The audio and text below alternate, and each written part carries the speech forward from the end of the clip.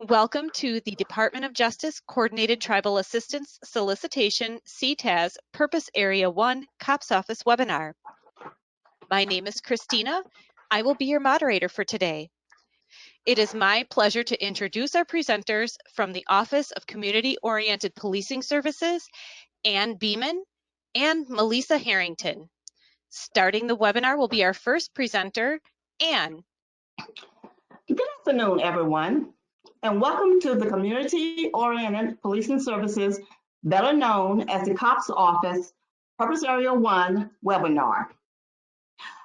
Now, under the COPS Purpose Area 1, you can apply for funding for two activities: hiring of law enforcement officers and equipment and training. What's new for FY 2021? Now, if you remember, for 2020, we had a demographic form, but for FY 21, the demographic questions will be asked directly in the solicitation. Users will not show up in Just Grant until after the account has been set up and you have logged into the system for the first time. When establishing your account in the Just Grant system and ASAP, please ensure the following three roles are filled for that entity. You must have a grant award administrator, a financial manager, an authorized representative. Now for FY 2021, the goal for Purpose Area 1 are to address the most serious law enforcement needs to increase the capacity of your agency for a safer community, to enhance your capacity to prevent, solve, and control crime, to implement or enhance community police strategies, engage in anti-meth or anti-opioid activities, engage in strategic planning, and goals to address the missing and murdered people and human trafficking. The COPS Office will provide additional consideration to applicants that identify missing and murdered Indigenous people and/or human trafficking as a problem or a challenge they are addressing in their Purpose Area 1 application. An applicant may request funding for efforts to address human trafficking and the missing and murdered Indigenous people prevention of investigation, such as training or officer salary, including officers' requests to be part of a cold case for the missing and murdered Indigenous person, task force, or team. Now, under reminders for FY 2021, the background investigation, well, I'm going to continue with the background investigation and officer training or requirements for COPS hiring award. So CTAS 2021 new awardee orientation is a requirement for all 2021 awardees. Please enable the Excel budget worksheet and complete the budget worksheet for Purpose Area 1 regarding the specific Purpose Area 1 budget worksheet. Please note you will include your item descriptive, budget narrative, information in the item narrative box for the travel, equipment, supplies, and other costs in the budget worksheet. The bigger narrative box for these categories will be grayed out or disabled, so you will not be able to input any information in the bigger narrative box for the travel, the equipment, supplies, and other cost categories. You are to use the item narrative box, which is part of the item narrative. You should not be vague, but thorough with your description in the item narrative box. And in just those four areas where you do not need to use the bigger box. Now, just as a reminder and to recap on this, in the travel, the equipment, supplies, and other cost categories, the larger narrative box is grayed out and you cannot enter any information in the box. Okay, program goals. COPS Purpose Area 1 provides the following goals. Applicants can request funding for hiring, training, and equipment to advance community policing and help address public safety concerns. Purpose Area 1 is intended to expand the implementation of community policing, and to meet the most serious need of law enforcement in a tribal nation. Funding can be used to hire career law enforcement officers and village police safety officers, as well as to procure basic equipment and training to assist and initiate or enhance tribal community policing efforts. Eligibility requirements. Federally recognized tribes, Alaska Native Village and corporations, tribal consortiums consisting of 2 or more federally recognized tribes are eligible to apply. Applicants applying as a tribal consortium must submit documentation of authority or describe under what an applicant should include in selection of the solicitation from each tribal consortium member. Unless existing consortium bylaws or other tribal governances documents allow action within explicit and authorization from the tribal member in the consortium. In that case, a copy of the bylaws of other governmental documents that allow the tribal consortium action without explicit support from all consortium members must be included with your application. Now, a tribe may also apply as part of a consortium and also submit its own independent application, providing that this independent application is for funding for activities that are distinct from those activities from which the tribal consortium has applied. We have a retention requirement if awarded a hiring grant. Applicants requesting funding for hiring must plan to retain a grant-hired officers for 12 months after the expiration of the grant. Now, our hiring awards, they are for 5 years, and the equipment and training, which also include the civilian positions, they are for 3 years. Now, because we have such a high demand and request under Purpose Area 1, our funding amount is going to be capped.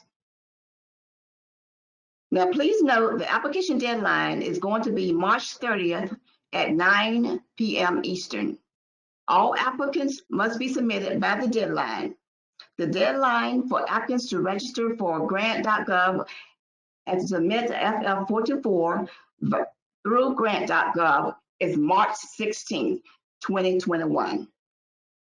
And as I said, our applicants, our funding is capped, and we are expected to award hopefully $24 million, which amount to about 40 awards. Now, the caps that I keep mentioning, we have to look at the sworn force.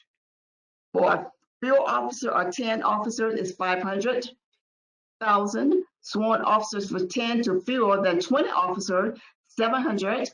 Sworn force of 20 or more officers, you can apply for up to 900,000. There is no local match requirement. We will provide 100% of the funding for approved law enforcement hiring, equipment, and training costs.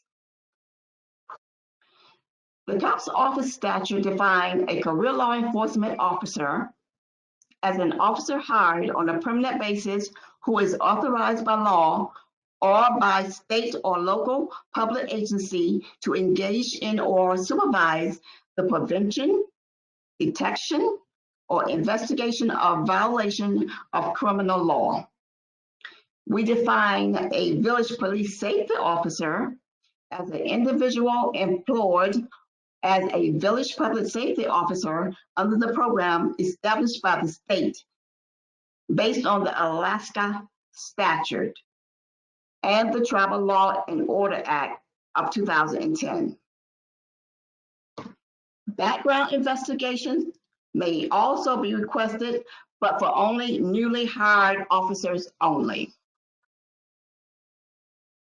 Additionally, tribes may request funding for civilian salaries and benefits for an anti-methamphetamine coordinator or an anti-opioid coordinator.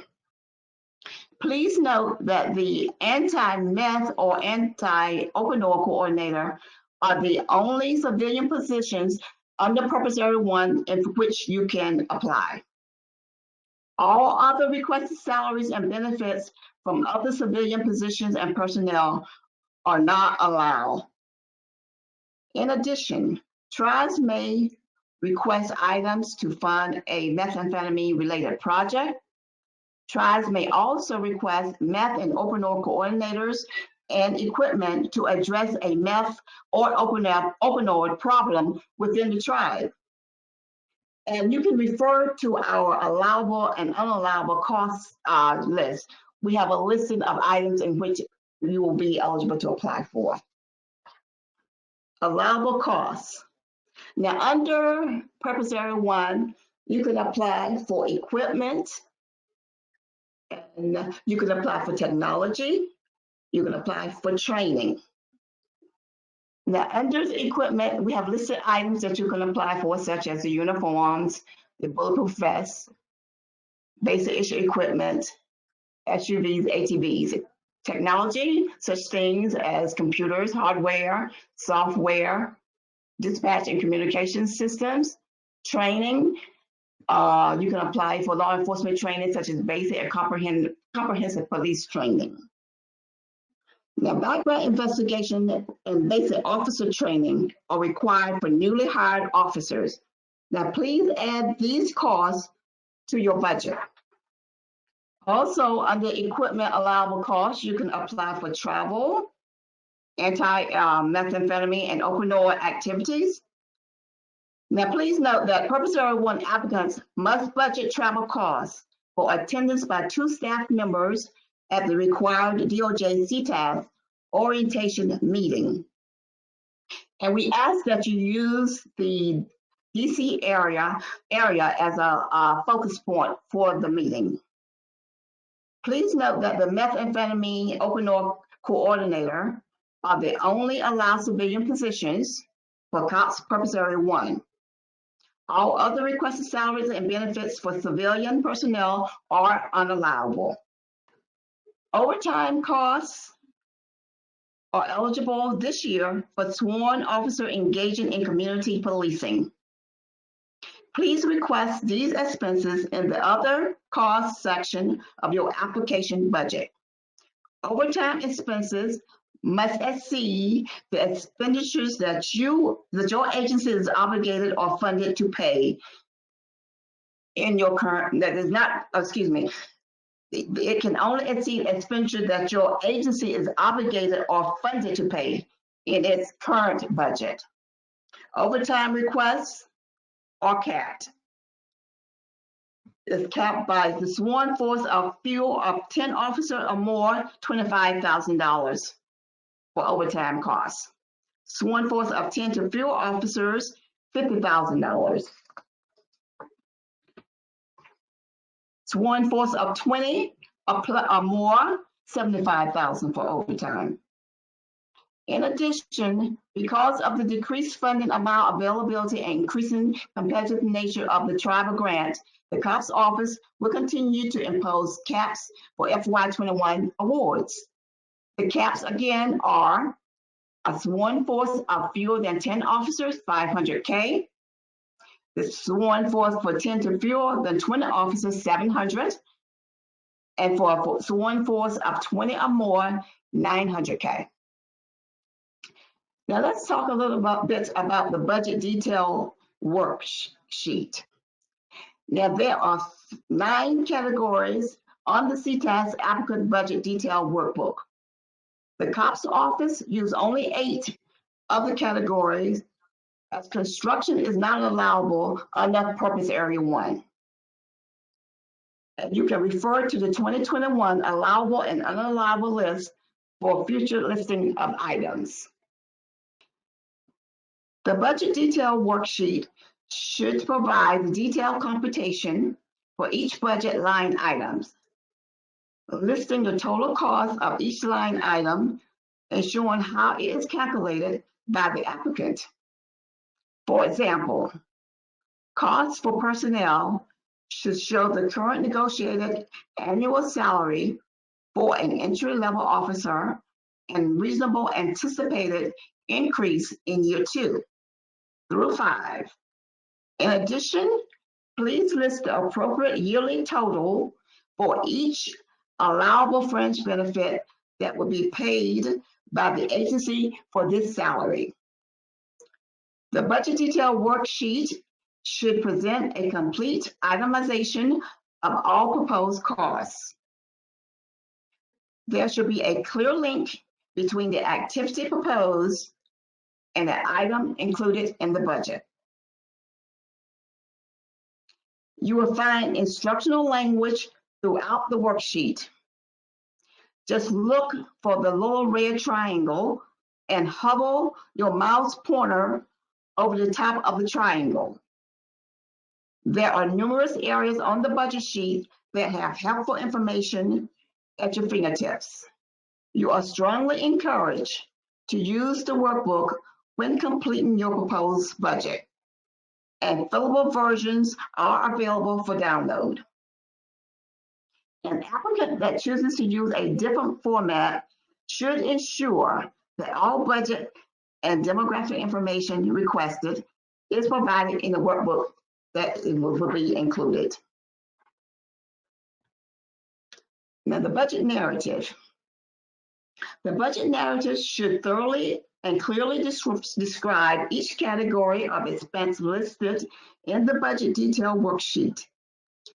DOJ expects proposed budget to be complete, cost efficient, and allowable, and we consider reasonable, allocable, and necessary for project activities.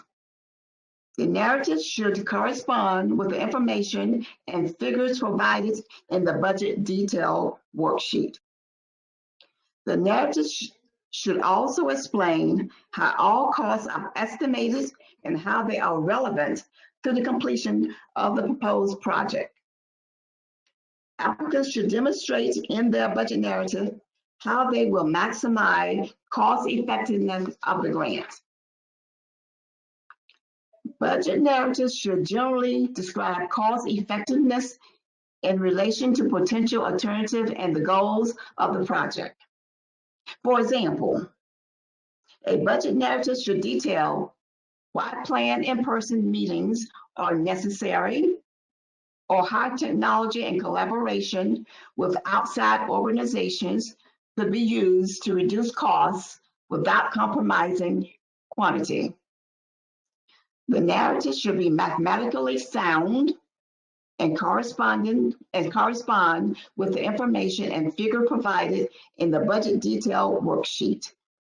The narrative should explain how the applicant estimates and calculated all costs and how they are relevant to the completion of the proposed project. The narrative may include tables for clarification purposes, but need not be in a spreadsheet format. As with the budget detail worksheet, the budget narrative should be broken down by year. And the applicant is applying as a consortium, aggregate the data for all the tribes represented in the application.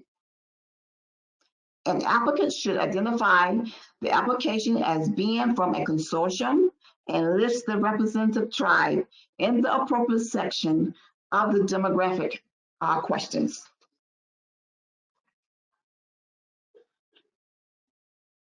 Now, for sworn law enforcement officers, make sure you enter entry-level salaries and benefits for a 5-year period for newly hired or rehired full-time sworn career law enforcement, tribal village police officers, or village police safety officers. A career law enforcement officer is authorized by law or state, local, or tribal agency to engage in or oversee the protection, prevention, detection, or investigation or violation of criminal law.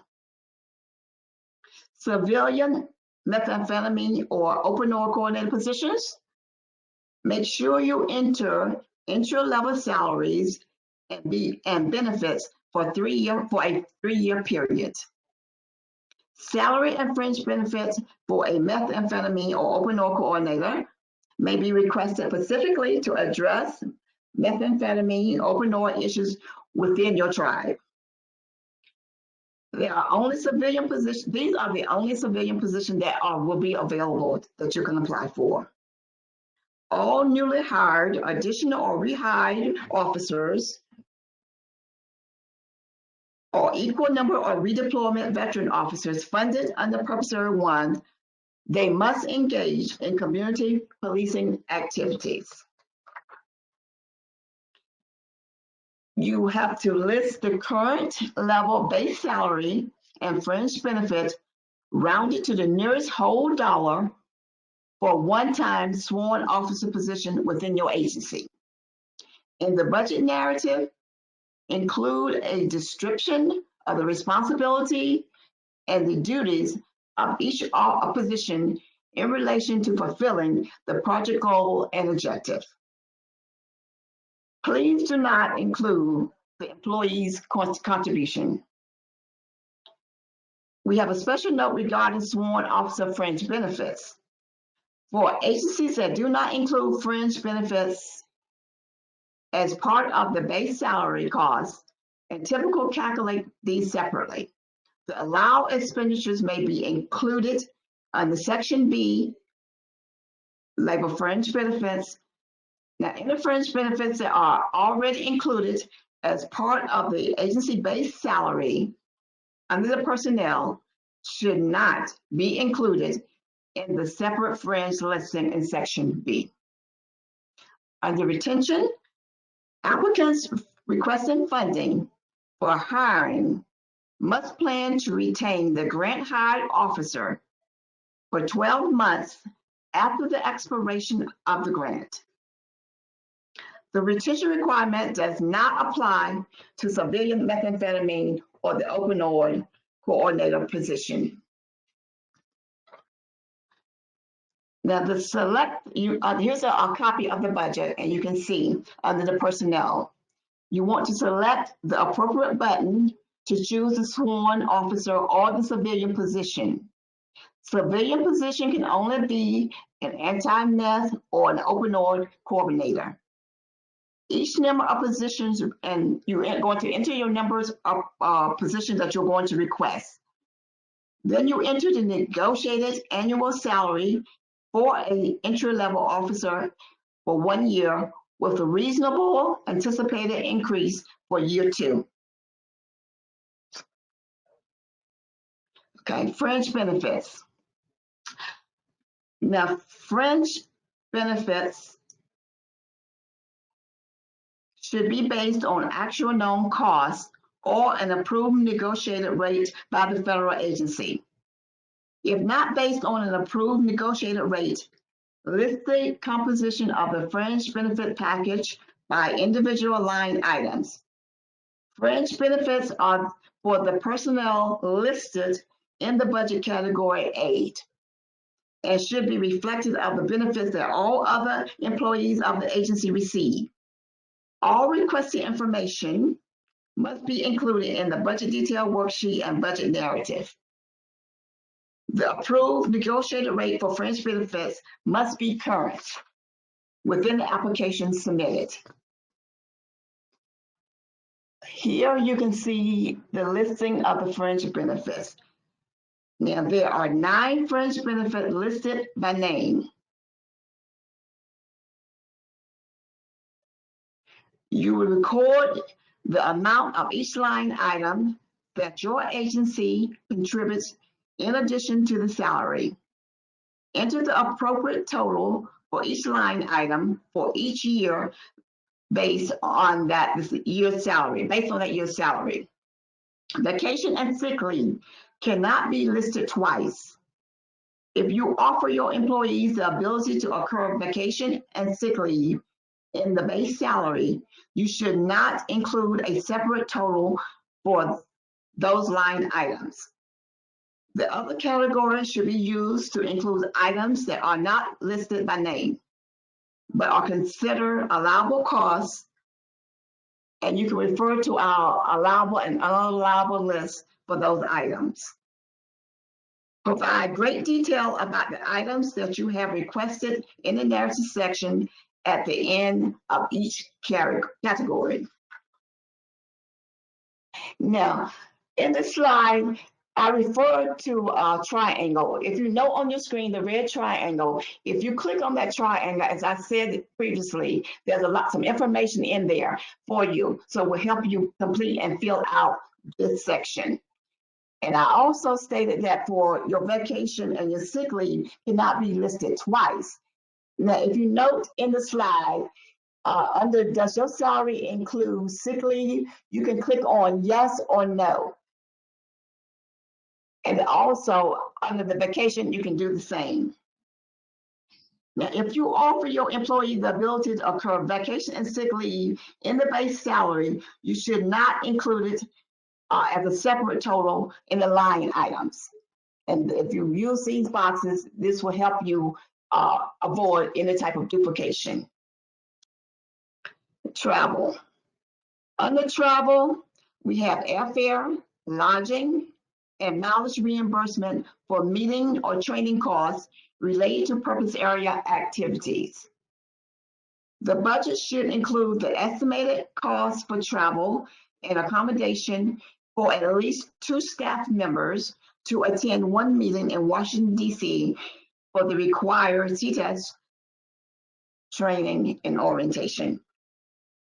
Under training, law enforcement training, such as basic and comprehensive or specialized police training at a state academy or the Indian Police Academy in Ortiz, New Mexico, as well as community policing, computers, crime reporting, the NIBRA training, and to include anti-amphetamine and opioid training.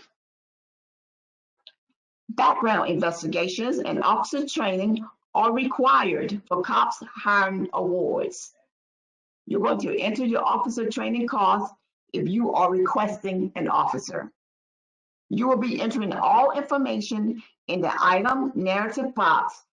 The bigger narrative box will be grayed out and disabled. Okay, so now I'm going to turn it over to my colleague, Melissa. Thank you so much, Anne. And I will just continue on with the budget worksheet. And good afternoon, everyone. I just wanted to say that the budget worksheet that you're seeing is just like previous years. So please note, even though we have a new system, the Just Grant system that you will be applying in, we will still be using the same budget worksheet. So that should be helpful for you as you build the budget worksheet. Just a reminder, it's just like previous years in terms of filling out the budget worksheet. Also, if you're new to our office, to the COPS office, Purpose Area 1, in previous years, we had the demographic form questions as part of the budget worksheet. But this year, the demographic questions are actually taken out of the budget worksheet, and you'll be answering the demographic questions within the Just Grant system. So as we continue on with the budget worksheet, as Anne mentioned, with the salaries and benefits with personnel, we have moved on to the next category that you could apply for is travel. As you can see on the screen, this is just a quick snapshot of what a travel category looks like. Again, feel free to review, as Anne indicated, our 2021 allowable and unallowable cost list as you are building your budget worksheet, just to check on what we consider to be allowable for this year, as well as unallowable. The list isn't exhaustive, but we do reserve the right to determine whether or not an item is reasonable. So as you continue to build your budget worksheet, again, if you're requesting travel, describe in that screenshot, you're going to describe in the budget worksheet the purpose of the travel request, the who, the what, the why, how many folks are going. Use the GSA or your own travel policy if you don't use the GSA rate, but we normally use GSA to calculate how much costs will be. As Ann mentioned, as an awardee, you will be required to attend a very helpful new awardee orientation, and we ask that you budget in the travel category those expenses. We usually recommend that you use Washington, D.C. as the base. So again, please make sure that as you are building your budget, to make sure you add the required training, which is just for us, for Purpose Area 1, the CTAS New Awardee Orientation. I just wanted to also share one extra point, and that is, as Ann mentioned, the 4 bigger narrative sections, travel, equipment, supplies, and other cost categories. If you see at the bottom that big travel narrative right at the bottom of the screen, that big box, if you go into the budget worksheet and you notice that it's gray, it is grayed out for a reason.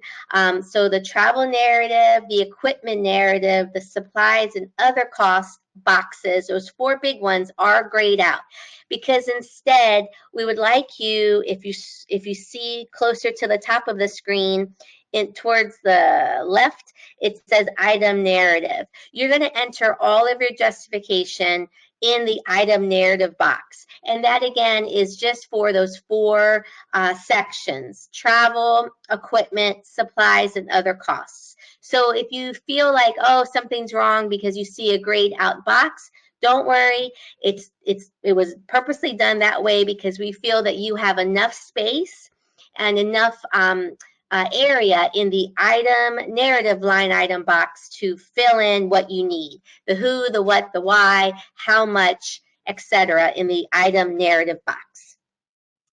The next category that you could apply for is equipment. And as I mentioned, there is the allowable, unallowable cost list that you can reference.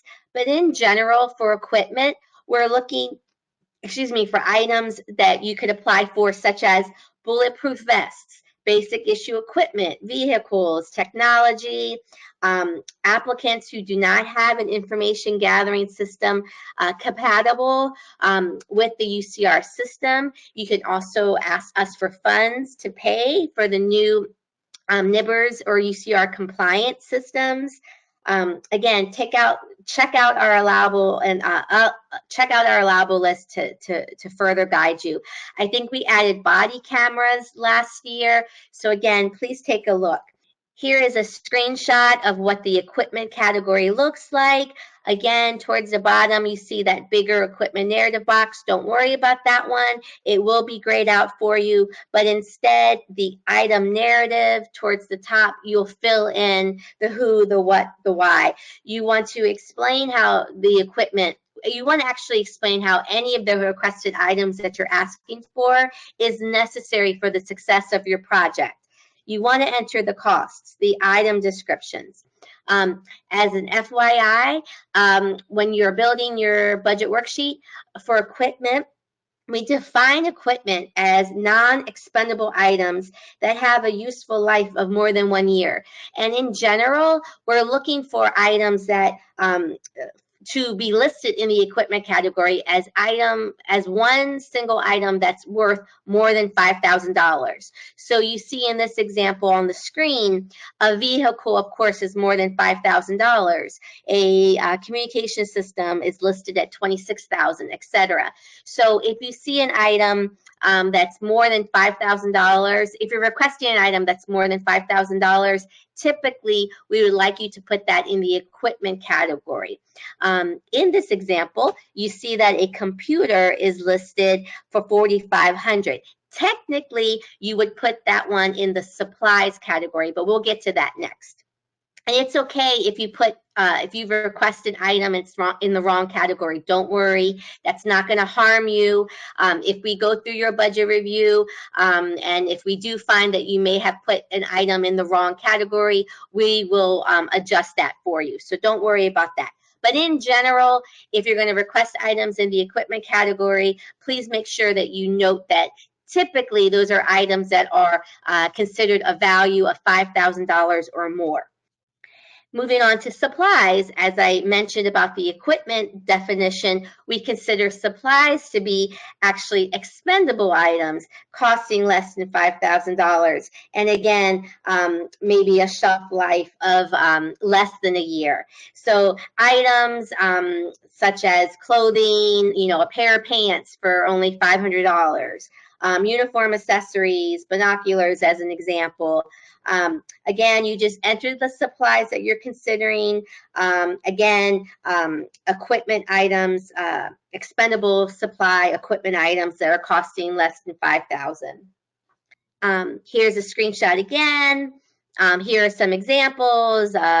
Dress pants are $400 each, so we'll stick that in the supply category. Individual handheld radios are only $200 each. The supplies narrative will be grayed out for you, and you can stick your information, enter your information in the item narrative box. There's a contract section within the budget worksheet as well. You can also feel free to go to our COPS homepage. We do have some 2 fact sheets about sole source justification as well as consultant rates to help you as well. But procurement contracts, if you are interested in requesting one on the budget worksheet, you want to provide a description of the product or service to be procured by contract and an estimated cost. Subawards, please refer to the DOJ financial guide. I believe that our team has put that reference or guide in our chat box for additional guidance about subawards or contracts or sole source justifications and consultants. Here is again a screenshot of what the contracts section looks like in the budget worksheet. Just a reminder to be aware of the justification requirements for sole source procurements over $250,000.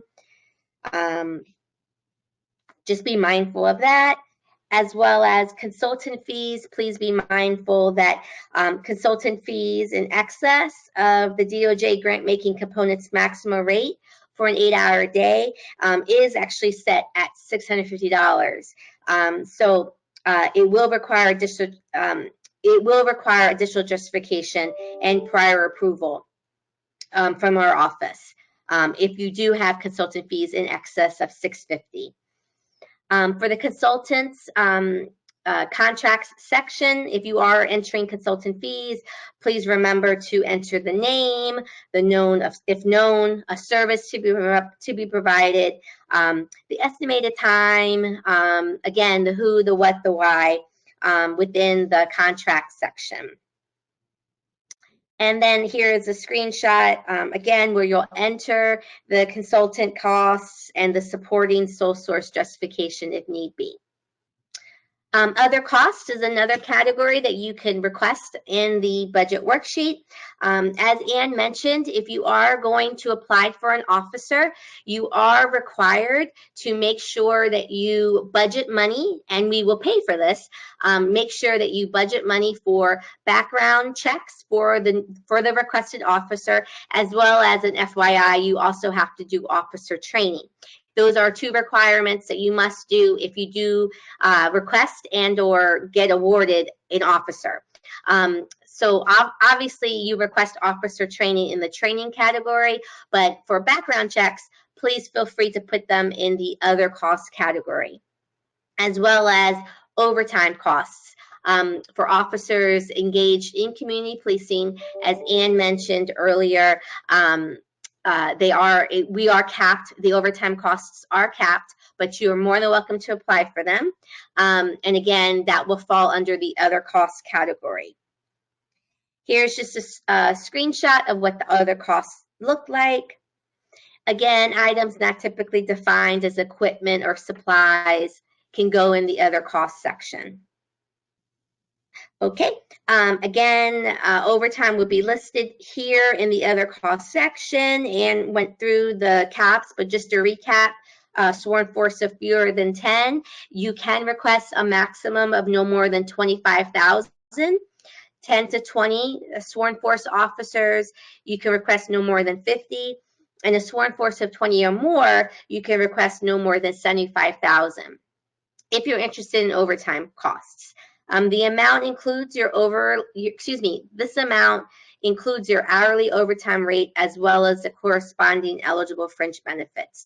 So you do have this opportunity, if interested, to request overtime. We also have the indirect cost section within the budget worksheet. Indirect costs are allowed only if the applicant has a current federal approved indirect cost rate or the applicant is eligible to use and elects to use the de minimis indirect cost rate. Again, you will input your indirect costs in our budget worksheet. Typically, what you would do is when you do apply for us, when you enter your budget worksheet and you upload the budget worksheet in JustGrants, you will also be able to upload your current IDC rate. If you have an expired one, feel free to put that one in there. Whatever you have, whether it's current, we would hope it's current, but if it's not current, that's okay. Just put your expired IDC rate in.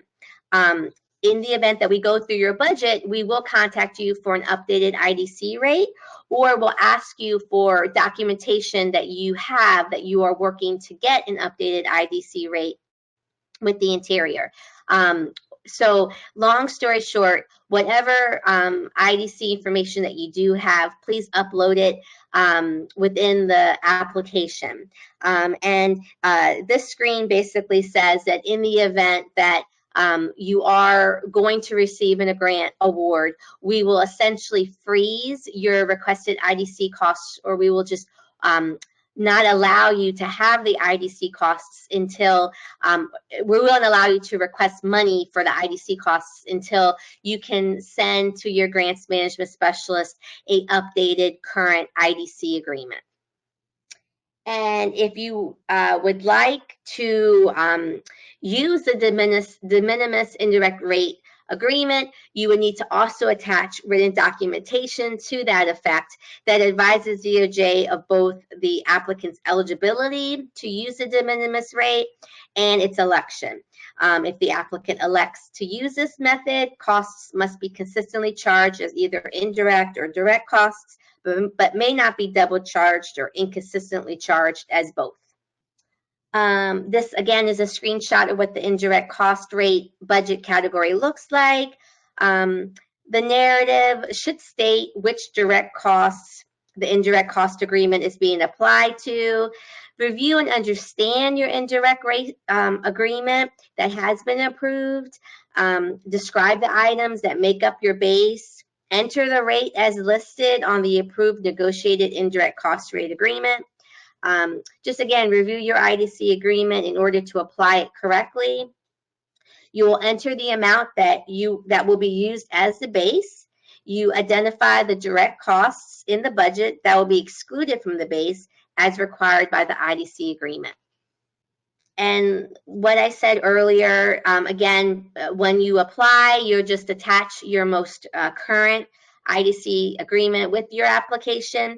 And if it is expired, you will present to us documentation or information that shows that you are in negotiations with the IBC for getting you a current rate, that it is in progress. Usually we would get an email.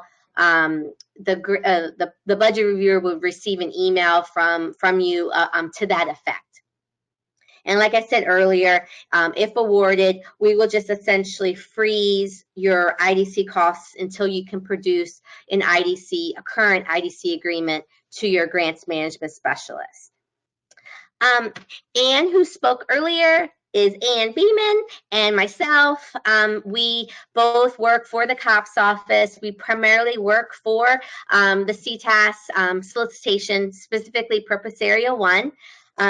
Feel free to please go to our homepage, which is listed, cops.usdoj.gov. We have all of the solicitation materials for the CTAS solicitation on our homepage as well.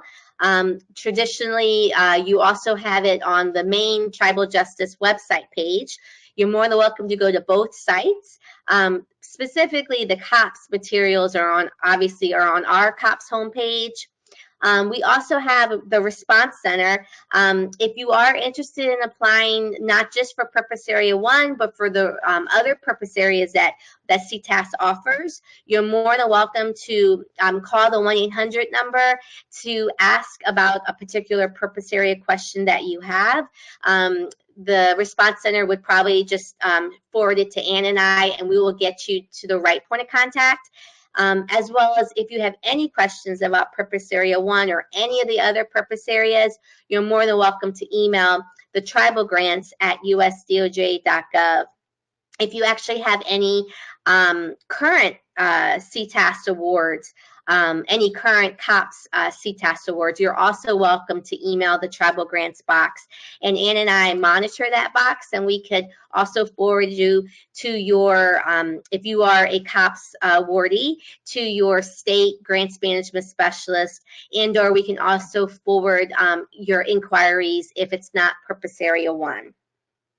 So feel free to give us a call, email us. You can also check out our website, and we can go from there. Another wonderful thing that the COPS office offers is that we house the Collaborative Reform Initiative for Technical Assistance Center. The acronym is called CTAC.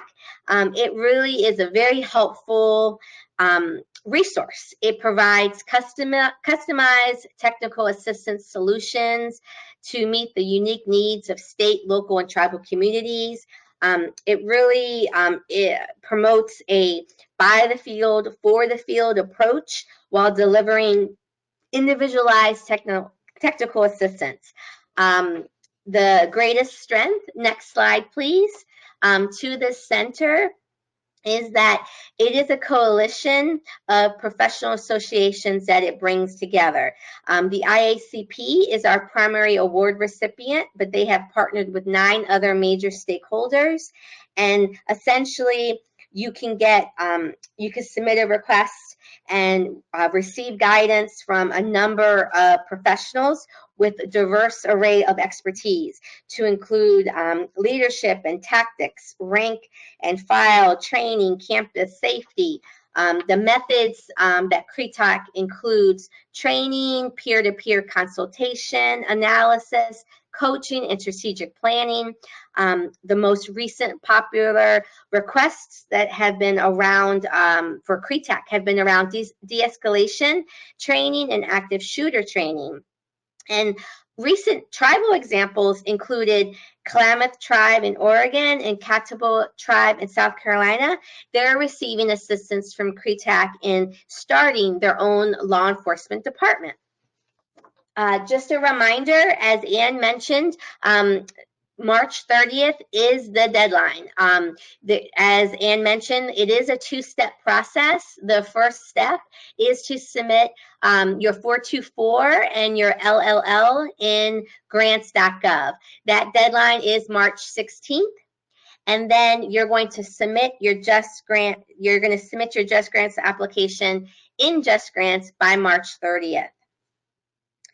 And just as a reminder, I wanted to take this opportunity that right now under the CTAS solicitation, that is the first solicitation that the COPS office is offering for 2021.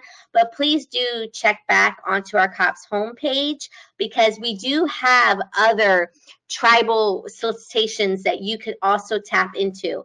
My colleagues, our colleagues at the COPS office is working on the 2021 solicitations as we speak, and tribal applicants are eligible to apply for other COPS grant programs that we offer. So please take a look at our office website for more information.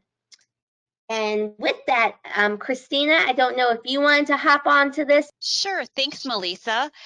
And We do have our CTAS application resources listed here, the Just Grants and Response Center contact information along with their hours, the grants.gov customer support hotline along with their hours, as well as a link to the CTAS website. And there is an online tool that's available that can kind of help in preparing for the CTAS solicitation. And that online tool is available at the link that you'll see on the screen there. And Melissa and Ann, I think we're ready to go into our Q&A portion of today's presentation. Sure. And we do have our first questions for today. And our first questions are, can you apply for both hiring and equipment training under one grant, even if the length of the grant is different? For example, looking to hire 2 officers and then also squad cars for those 2 officers.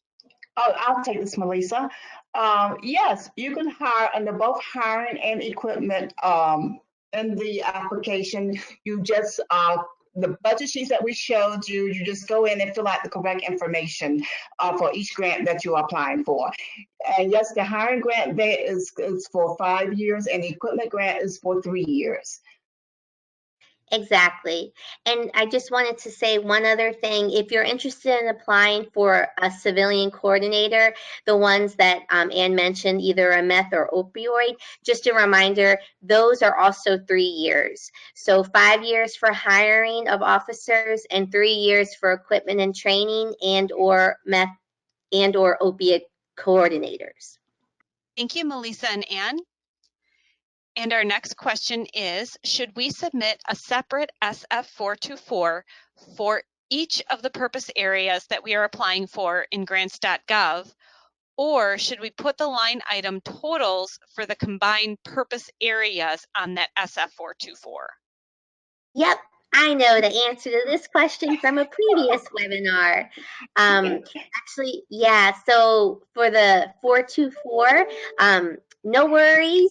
You can, what you're going to do for the 424, you just submit basically one answer. You will actually fill out about each of the purpose areas that you're applying for, really in grants, in just grants. So for the 424, you will include, one estimated budget, one period of performance, one title, but for the 424 in grants.gov. But when you go into just grants, you're going to answer those questions. Obviously, you're going to answer those questions in more detail. So you would say period of performance for purpose area 1 is 5 years, and then purpose area 2 budget is 5,000. So you're going to go into more detail in the just grants piece of it, but you will only have to submit one 424 in grants.gov. So I hope that answers your question. Thank you, Melissa. And the next question is regarding new grantee orientation. And this past year, that orientation was held online, and they are looking to see if that is planning to be held in person or online for FY 2021. I'll take this one, Melissa. Sure. Okay, since we are in a pandemic, we have not made any specific plans because we don't know how 2021 is going to play out. So we are just going to have to wait and see. Hopefully we will be able to be in person, but I can't say that we will or will not because that has not been decided. Yes. And I just wanted to add to that question, if you did already receive a grant from us, if you did receive a previous award and let's say you didn't attend the 2020, you can email the tribal grants at usdoj.gov. You can email us and just say that you are a current awardee that you weren't able to make. For example, our 2020 virtual awardee orientation, and we can add you to a list. As Ann said, this was a virtual orientation this year, and we don't know what's going to happen next year, but in the event that you are a previous awardee who didn't make it, we are working with actually Fox Valley here to share a platform for you to log in and hear all of the recordings that took place in 2020 virtually. So you'll be able to hear all of the recordings and trainings that took place on the virtual orientation if you missed it. So if you were a current awardee that missed out on this year's orientation, just let us know and we can get you some resources when we're able to. Right. Thank you, Ann and Melissa. And for our next question, can Purpose Area 1 funding be used for strategic planning and implementation of a brand new police department? The tribe has never had a police department before. Yes, startup agencies are eligible to apply. Absolutely. Thank you, Melissa.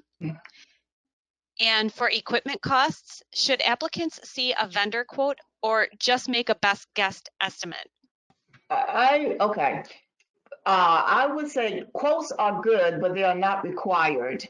And you can get them in order to, so you know what the item you are asking for is an estimate. So I would say, yes, you could get an estimate from a vendor, but a lot of times when you get your estimate from the vendor, it has an expiration date on it. So to be accurate, a quote will be good, but it's not required. It just has to be reasonable and allocable. Right. Mhm. Thank you. Mhm. And the next question is, if you want to purchase vehicles under a fleet contract, would that be considered equipment or would it be contracts? I would just say you would apply for the vehicle under the equipment Right. section, if Ann agrees. And Yeah. yep, and then you can just describe in the line item narrative what you're proposing to do, and that you're doing the fleet capitalization contracts X number, and just a reminder, as Ann mentioned, there are 3 caps. So you're welcome to apply for hiring and or equipment and training. So essentially 2 activities, but ultimately you are capped. There is a maximum amount of money that you can get. I think Ann said 500,000, 700,000, and 900,000 based on your sworn force. So just remember that I know vehicles are expensive, but ultimately just remember there is a cap on how much you can apply, that you're eligible to receive. Thank you. And if you are submitting for equipment and training, but not hiring, can you still budget for overtime for current employees? That is a very good question. I'm going to say yes. Because yes, I do not think we don't have any stipulations on overtime costs for, I don't think we have stipulated overtime costs can only be for new officers. So I think overtime costs for existing officers is eligible as long as it's engaged, as long as the officers are engaged in community policing. I think the only thank you, Ann. I think the only stipulation that we have is if you wanted a background investigation check, it could only be for our requested new officer. We don't fund background checks on your current officers. I think that's the only stipulation that we have. But I don't think we have a stipulation on overtime costs. Great, thank you. And who should we contact if we need clarification on if an item is allowable? Okay, and you can contact Melissa or myself in addition to checking the allowable cost list.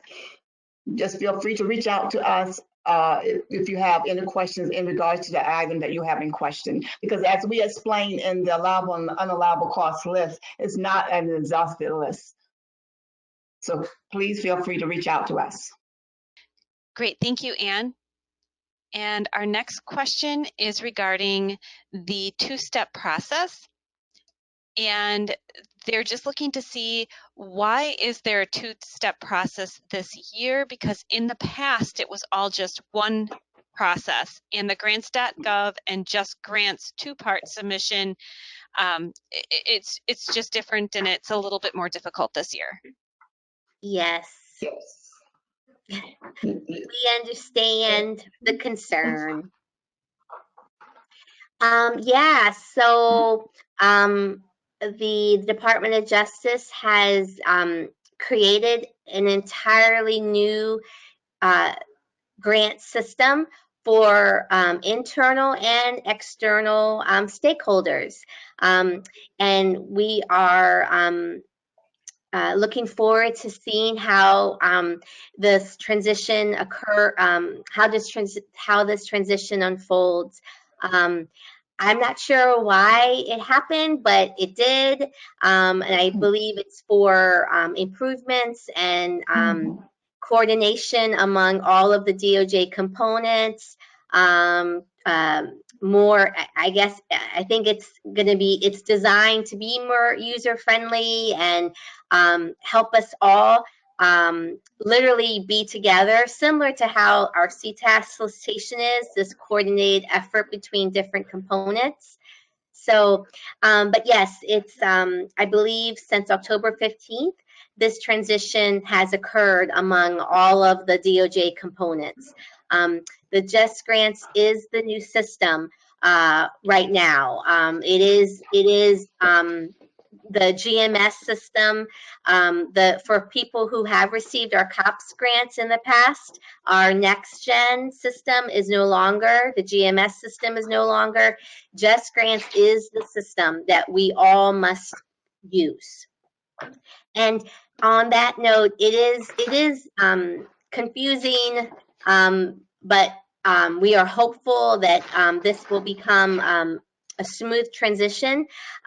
Just as a FYI, there will be a Just Grants webinar, and they actually are doing specifically for our CTAS applicants, and Christina will share that in the closing, but there is an upcoming webinar about this new system. So hopefully you can join us. And if you can't, I believe that the Just Grants folks, if you go to on the screen here, the online resources, they're also doing a lot of applicant webinars as well. And I would know that they record them, so you can take a look. But yes, it's new to everybody, internally and externally, and we'll learn it together, we'll do it together. But this is how you need to apply going forward now. If you want a CTAS solicitation to go in, you have to first go to grants.gov, put in your 424 and LLL, and then the second step is to finish it up in Just Grants. Great, thank you. Our next slide here includes the Just Grants webinar sessions. So the Just Grants webinar sessions, you would go to the Just Grants website that's listed at the bottom of the slide. And for those sessions, you would register directly with Just Grants. And it does appear that many of the February dates are full. So you may need to look into the March dates for registration. And our next question is, if we're applying for hiring and equipment, do we apply using just one narrative, or would we apply using two narratives? Do you want to take that in, or do you? I'm thinking I need a little clarification, because if you are referring to the budget section or your purpose area narrative, but if you're applying, but in regards to your hiring, you're going to have a narrative box under that category. And also, as I stated in my presentation, for the fringe benefits, you have to break that out. So each section has a separate narrative box. And, Right. And that goes for your hiring, and your equipment has a narrative, because we encourage you to your big box is going to be grayed out under the equipment. So you will have to explain it in your item narrative to the right of the item that you're applying for. So I hope that answers your question. If not, then maybe you can give more clarification. And as Ann said, you will request your hiring and equipment all within that same budget worksheet.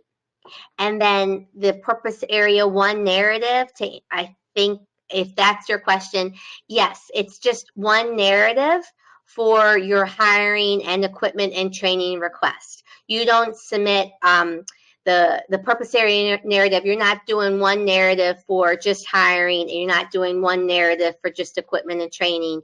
You can combine your request within that one purpose area 1 narrative document. Great, thank you, Anna and Melissa. And can wildlife officers apply for funding under this purpose area, either as an applicant or possibly in combination with the tribe's police department? Yeah. Yes, wildlife officers can, but you're going to be part of the police. If it's part of your sworn force, if they are included in the sworn force for wildlife officers. So they will be included all together. Great, thank you, Ann. As part of the sworn force.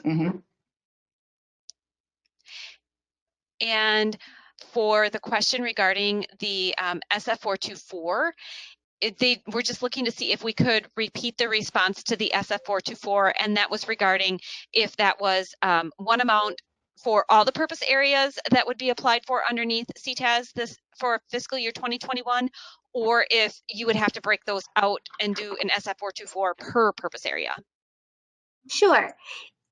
Hopefully the person can hear me now, and they can also email us. But yes, you're only going to have to do 1,424, regardless of the number of purpose areas that you're interested in doing. Just 1,424 in grants.gov. But when you go into Just Grants, then you can explain further your requests, and you will be able to break it down by purpose area in Just Grants. But for the 424 in grants.gov, you just have to submit only one. It is okay to do an estimated budget. It's okay to only list one purpose area. Again, this is just an estimate. It's just the first step in grants.gov. But then the Just Grants, the second piece, is where you will physically enter those questions, such as the grant period, how much the costs are, the titles of the projects. You will break it down much more per purpose area and further in the Just Grants piece of it. But don't be too concerned about making it exact in the 424. Again, it's just 1,424, and then when you go into Just Grants, you can break down the information per purpose area. Great, thank you so much. And a follow-up question for the SF424, must those totals exactly match the totals in the Just Grants application? Because they are due 2 weeks apart. If there's any changes that might happen in that 2-week time frame, do those two amounts need to match? Nope, they sure don't. Again, don't worry about the 424 so much. It does not have to be exact. You're more than welcome to put an estimated amount in the 424 in grants.gov. You do not have to go back. You don't have to update your 424 if you eventually figure out what the exact amount is.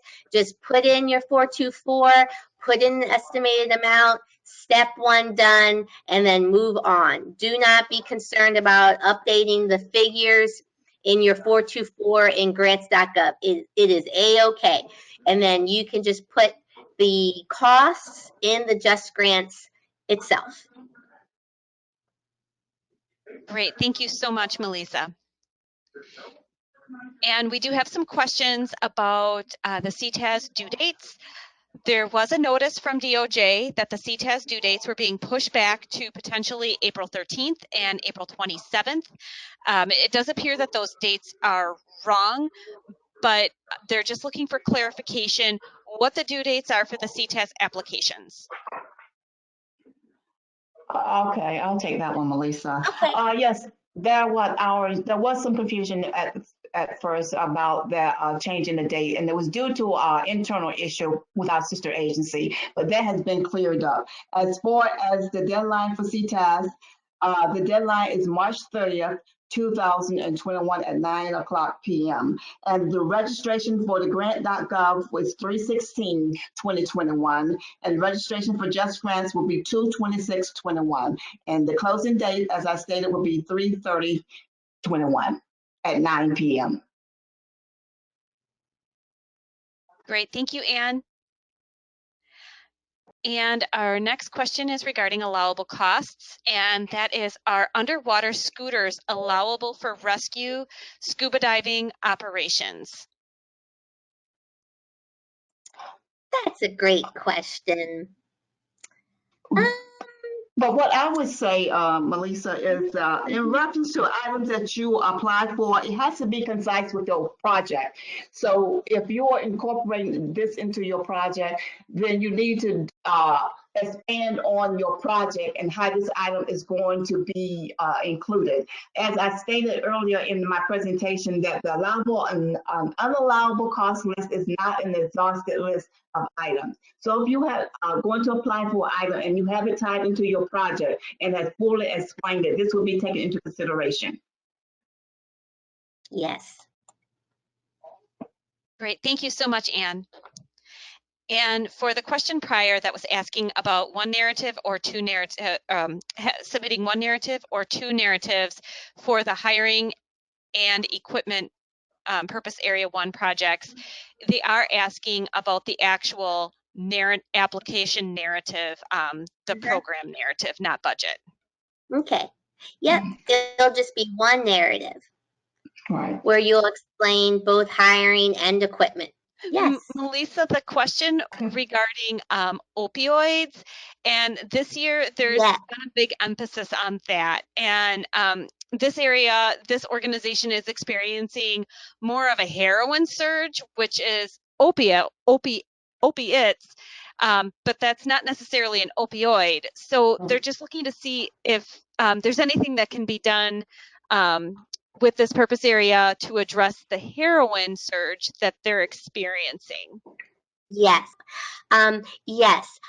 Please submit your application and explain why meth is causing a problem within your community. For example, maybe you need a new officer because of the crime rate that is increasing due to your meth issue. So yes, while I don't know if it's by statute, but yes, when it comes to civilian coordinators, it is primarily on meth and or opioids, but please do state your case as to what you need in regards to the meth issue that you're facing. I hope that makes sense. Great, thank you, Melissa. Our next question is, where can we find the recording from today? And the recording for the webinars are posted to the Office of Justice Programs YouTube channel. That is at www.youtube.com/user/OJP-OCOM. And those are typically posted within 10 business days. And while we wait for some additional questions, just a couple reminders that the Just Grants webinar specific for the CTAS application has been rescheduled for Wednesday, February 17th. That'll be at 2 p.m. Eastern Time. And to register for this webinar, the CTAS specific Just Grants webinar, you can use the registration link that's located on the pre-application webinar schedule, which is posted on the CTAS open solicitation webpage, which is www.justice.gov/tribal/open-solicitations. And then you would just look for the pre-application webinar schedule. And just as a follow-up, there was a comment that the Just Grants webinars do indicate now that they are full through March 22nd. So they're just wondering if there's any discussion of more being added. And just as a reminder, we do have a CTAS specific webinar on February 15th. Right. I believe that all of the Just Grants webinars will be recorded. So if you do go to the Just Grants training page, if you miss a live webinar, don't fret because they will record them and you can listen to them at your leisure. But I do know that they record all of their training sessions. Excellent. Thank you, Melissa. And while we wait for additional questions, just a few additional reminders. This year, there is a two-step application process, and applications must be submitted in grants.gov by March 16th by 9 p.m. Eastern Time, and then the full application must be submitted in Just Grants by March 30th by 9 p.m. Eastern Time. For any technical assistance with submitting the full application in Just Grants, the Just Grants website does have additional online resources posted on that, and the website is www.justicegrants.usdoj.gov, and they do have online resources there. Also, on an earlier slide, we did have their help desk service number, which is 833-872-5175, as well as their email, which was justgrants.support@usdoj.gov. And we do have additional information posted on the website, including FAQ, frequently asked questions document.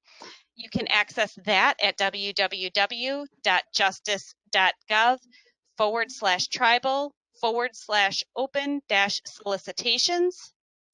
And our next webinar is scheduled for Tuesday, February 16th at 2 p.m. Eastern Time. And the topic of this webinar will be Purpose Areas 2, 3, and 4. And this is with the Bureau of Justice Assistance. Anne or Melissa, do you have any additional tips that you would like to share? Sure. Again, just a reminder that for those who have applied before, the demographic questions will be outside of it's not part of the budget worksheet anymore. You're going to answer those questions within Just Grants. All of the solicitation materials, even if you haven't started with grants.gov or Just Grants, everything that you need to prepare is on our home pages, our COPS homepage and our Tribal Justice, so you can review the documents and get them ready. Again, there are 4 required documents that you need to submit: the Purpose Area 1 narrative, the Tribal Justice and Community Profile document, your budget worksheet, and the application timeline. Those 4 things need to be submitted with your application in addition to your demographic questions. Just make sure that you look at the templates that are provided on our COPS homepage as well as the Tribal Justice to get you started. We streamlined the narrative questions. We streamlined the profile document, so less questions, so you can be concise and clear with your justification. Again, just a reminder, it's 5 years when you're applying to hire an officer. It's 3 years if you want equipment and training and or a meth or opioid coordinator. I just answered a question earlier this morning. If you received a COPS CTAS award before, you can absolutely apply again. So you're not prohibited. Thanks, Melissa. Anne, did you have any additional tips you would like to share? No, I think Melissa covered everything that we needed to cover. Just as she stated, just as a reminder that the application is closing March 30th, 2021 at 9 p.m. And I want to thank everyone for joining us today. And if you have questions and we did not get around to them, or if you think of any questions that you want to ask for Purpose Area 1, please feel free to contact Melissa and myself. You can do so through the information that we have listed where you can contact us, or through the tribal.gov email mailbox. Thank you. Yes, thank you. Great. Thanks so much for the presentation today, Melissa and Ann. And we'd like to thank everyone for joining us. We hope to see you at future fiscal year 2021 CTAS webinars.